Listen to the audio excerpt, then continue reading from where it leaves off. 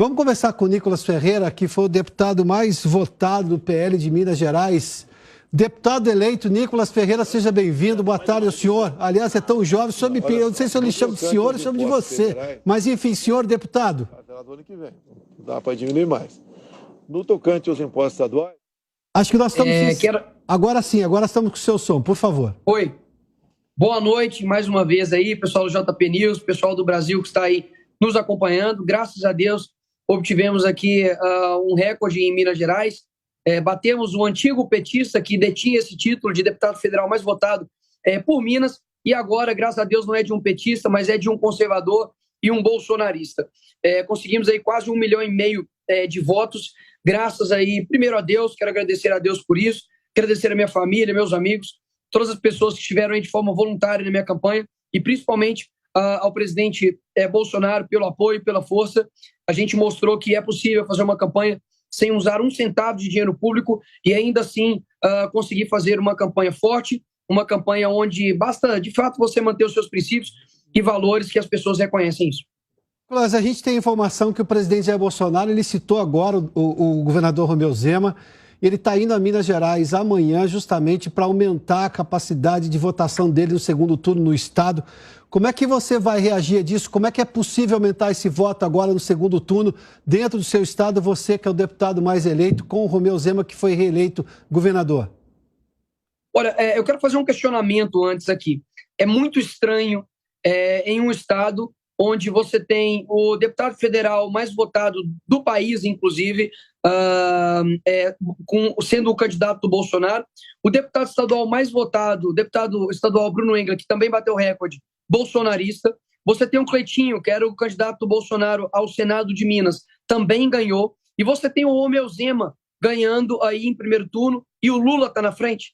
É só mesmo uma pergunta, eu acho bastante estranho. Agora, o Romeu Zema, o governador, quero parabenizá-lo aí pela vitória, mas deu uma declaração dizendo que ele iria pensar na possibilidade de apoiar o presidente Bolsonaro. Eu acredito que nessa guerra realmente não medir a dimensão da guerra que nós estamos para poder pensar em apoiar o presidente Bolsonaro. Nós estamos lidando do outro lado com pessoas que são apoiadas por criminosos. Como o Marcola disse anteriormente, saiu aí na mídia social, por mais que querem censurar, mas saiu aí nas redes sociais e nos veículos de comunicação. Então eu peço aqui encarecidamente para o Romeu Zema, vou com certeza conversar com ele também de forma privada, mas falar com ele aqui o que eu vou falar aqui em público.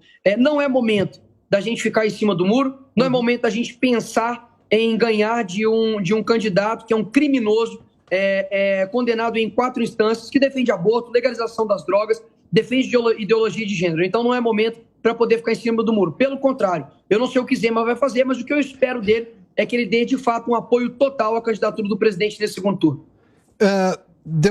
Deputado eleito Nicolas Ferreira, a gente teve aí uma votação muito expressiva para candidatos do partido do presidente ou de partidos que o apoiaram. Ou seja, teremos um Congresso muito maior, mais favorável ao presidente Jair Bolsonaro, se acaso ele for reeleito. Esse é um cenário que melhora a situação dele no Congresso. Não foi fácil lidar com o Congresso nos últimos 4 anos, mas se por acaso Lula vencer, ele vai ter também um Congresso muito difícil de lidar, opositor. Na sua avaliação, como será essa relação com o Congresso? Você está confiante na eleição do presidente Jair Bolsonaro agora no segundo turno? Você acha que, até porque você é jovem e a participação em rede social, ou seja, dizer aos jovens o que foi, por exemplo, o período do mensalão, o período do petrolão, ou seja, que talvez os jovens não conheçam, isso foi uma coisa que a campanha de Jair Bolsonaro fazia menção, que era difícil explicar isso. Mas, enfim, esse tipo de coisa pode fazer diferença a partir de agora?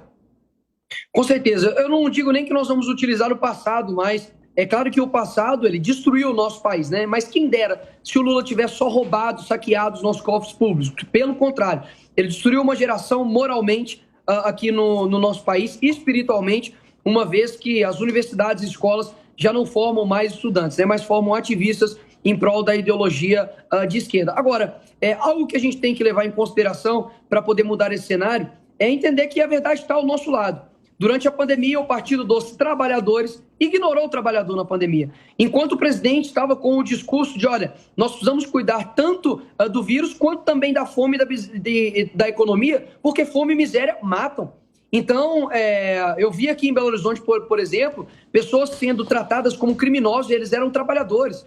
Pessoas que queriam levar o seu filho para a escola e não podiam porque tinha restrições enquanto o ônibus estava lotado, enquanto o baile funk estava acontecendo. Então, eu quero que você aí, que está nos escutando, não fale mais para o bolsonarista. Não fale mais para aquela pessoa que já votou no presidente. Converse com essas pessoas. Pessoas que estão em cima do muro, que são enganadas por essa lábia ideológica da esquerda de que o Lula preocupa-se com os pobres. Pelo contrário, o pobre nessa pandemia foi tratado como um criminoso. E o criminoso foi tratado como um trabalhador, porque realmente foi uma inversão de valores absurda. Então, o Brasil, por exemplo, é o único país que tem deflação no mundo. A gente está conseguindo sair bem aí de uma crise que afetou o mundo inteiro, com uma guerra e também com uma pandemia. Então, a nossa estratégia vai ser levar a verdade para essas pessoas.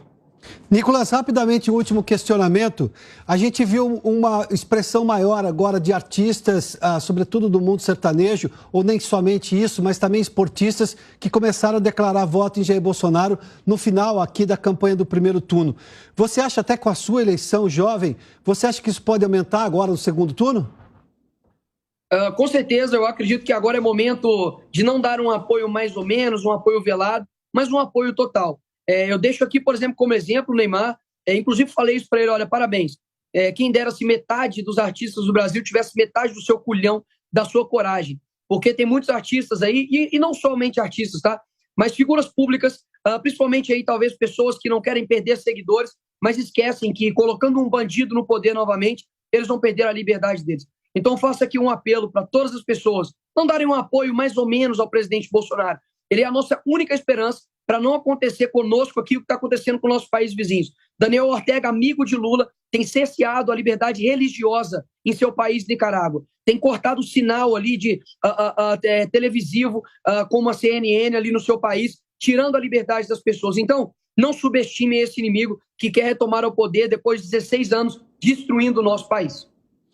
Nicolas, muitíssimo obrigado pela participação, parabéns pela sua eleição. Nicolas Ferreira foi o deputado federal, candidato mais votado nessa eleição, ele do PL de Minas Gerais. Boa sorte ao senhor, hein? Quai, seu app de vídeos curtos.